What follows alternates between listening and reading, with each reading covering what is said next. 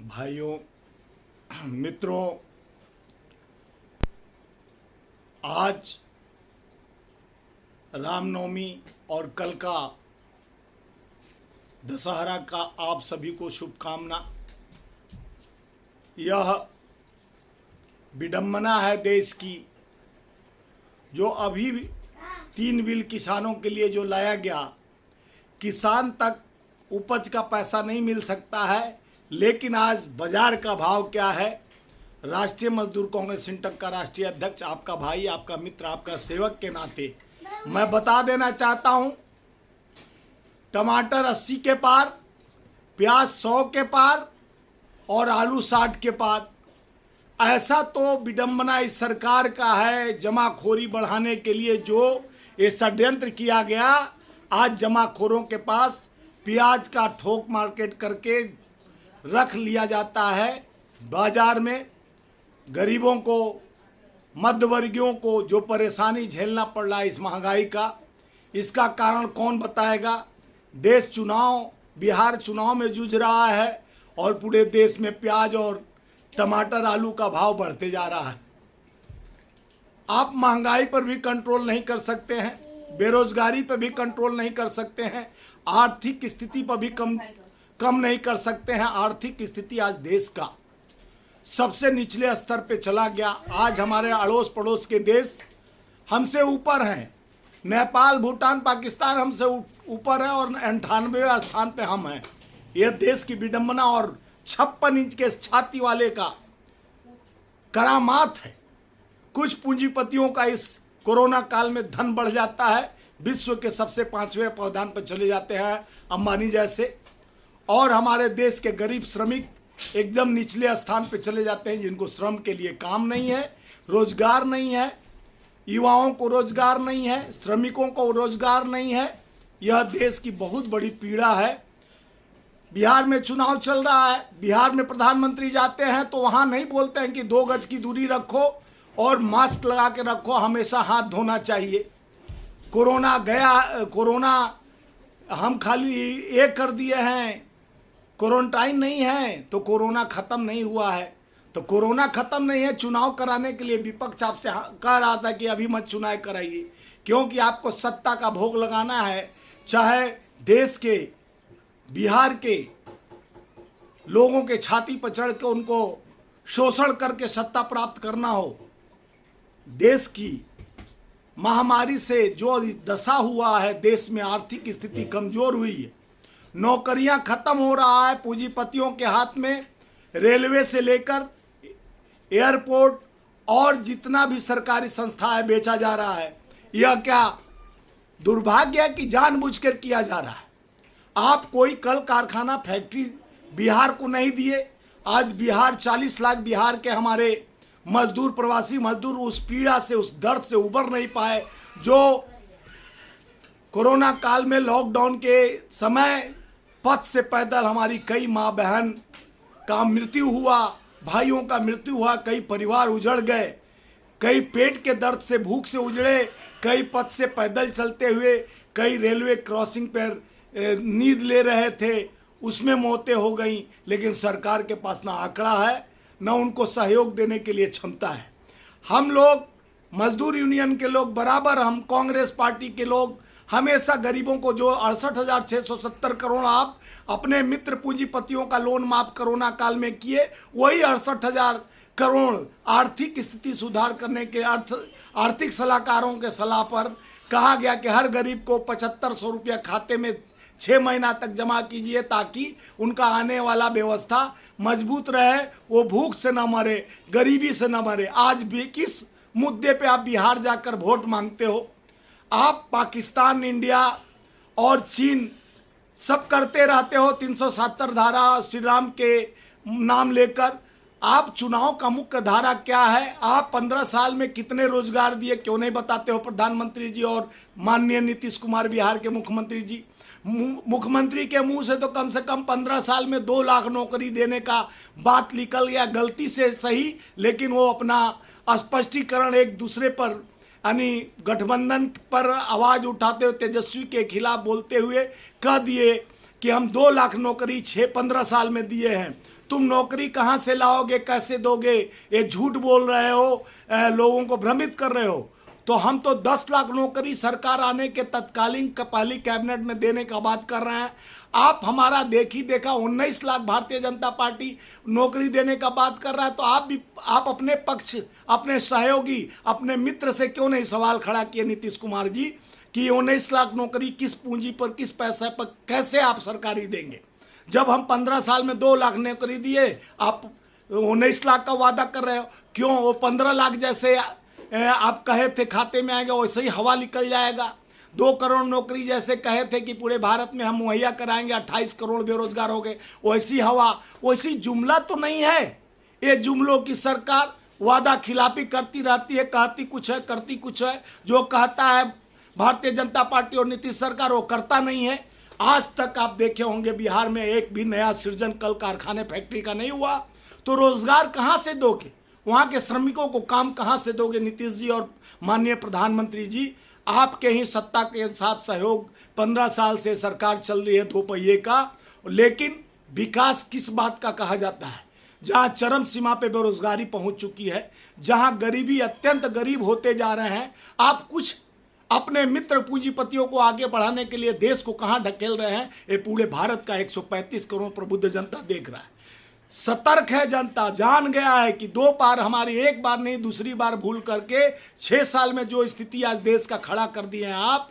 पहले बब्बर सिर लाए, कहे कि हम मेक इन इंडिया बनाएंगे और क्रियान्वित करेंगे, हमारा स्किल इंडिया बहुत मजबूत से काम। कहाँ गया आपका वो बब्बर शेर? हर चौक चौमानी पर बब्बर शेर का फोटो लगाया गया, लेकिन वो खुदा पहाड़ लिखली चुहिया।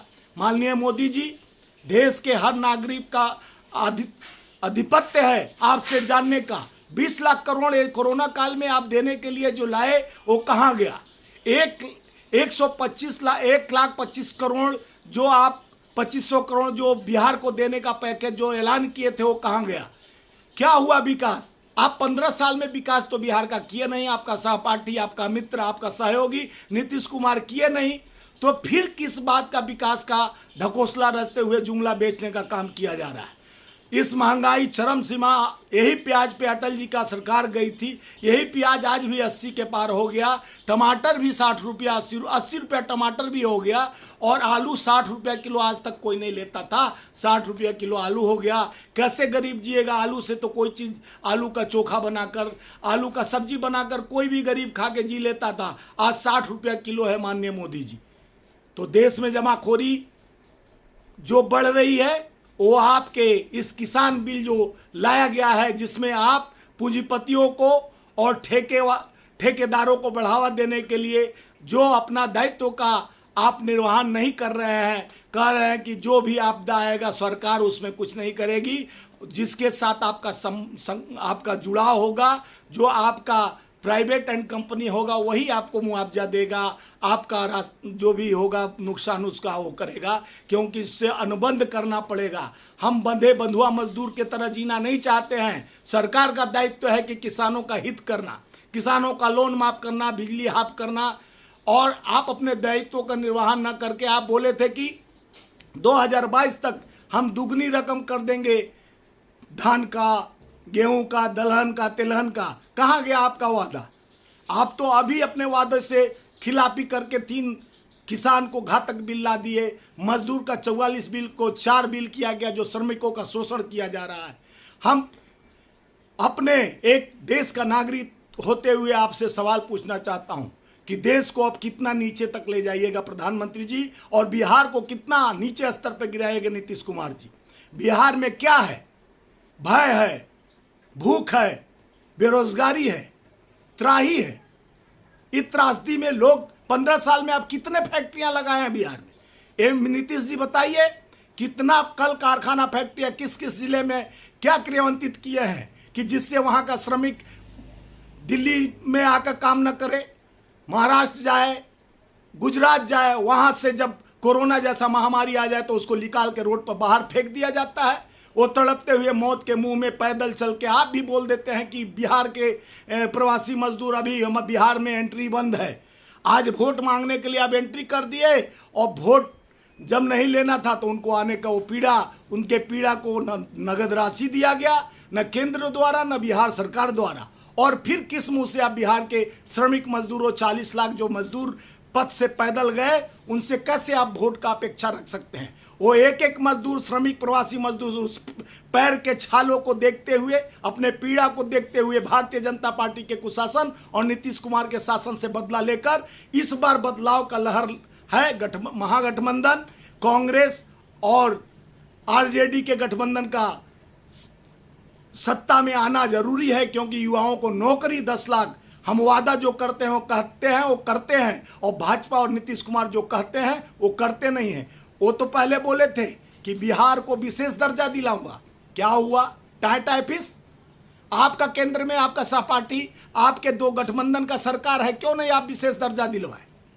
आप बिहार को विशेष दर्जा का जो लॉलीपॉप देते आए, बाढ़ में हमेशा सीमांचल में जो वहाँ के किसानों को त्राही होता है, हर साल बाढ़ आता है, लेकिन आज तक पुलिया नहर ऐसा व्यवस्था नहीं किए कि बाढ़ का पानी निष्कासन हो, जिससे वहाँ का किसान वहाँ का जीने के लिए लोगों को समस्या कभी खड़ा ना हो, वो अच्छा से जी पाए और उनका दोहन पानी की वजह से, बाढ़ की वजह से ना हो। लेकिन हर साल उस बाढ़ पर आपको जो राशि आती है, उस सृजन घोटाला जैसे महाघोटाला का आपको भय दिखाकर, जो आप पहले महागठबंधन के साथ, लालू जी के साथ और कांग्रेस के साथ आकर सत्ता में बैठे, लेकिन आपको सृजन घोटाला का जब सीबीआई ईडी का चश्मा दिखाकर भाजपा ने दिखाया कि अब ये चश्मा पहनना पड़ेगा, तो पाला फट से पलटकर उनके गोद में जाके खेलने लगे। आज बिहार का जनता समझदार है, पढ़ा लिखा है। जितने engineer, doctor, IAS IPS Bihar देता है, उतना मजदूर भी समझदार है। वहाँ का एक एक किसान भी समझदार है कि आप किस तरह का भाषा बोलते हैं, क्या आप देश को किस कगार पर बिहार को ले जाके खड़ा किए हैं। देश के प्रधानमंत्री बड़े बड़े वादे कर 2 करोड़ नौकरी 15 लाख खाते में करके आज तक कुछ नहीं किए। काला धन, पीला धन करते रह गए। काला धन तो नहीं हुआ, लेकिन पीला धन होकर अपने मित्रों को जरूर सहयोग किए। विदेश जो मित्र इनके भागे आज तक वापस नहीं आए। माल्या हुआ, चाहे नीरव मोदी हुआ, ये सारे लोगों का कर्ज भी माफ़ हो जाता है, फाइल भी जला दिया जाता है। लेकिन देश का जनता देख रहा है, समझदार है। बिहार में एक ही बहार है अब की बदलाव का। इसलिए भाइयों मित्रों, मैं प्रणाम नमस्कार करते हुए आपसे इस बदलाव के लिए, बिहार में नया बिहार बनाने के लिए आह्वान करना चाहता हूं कि दशहरा में जैसे अपने अंदर की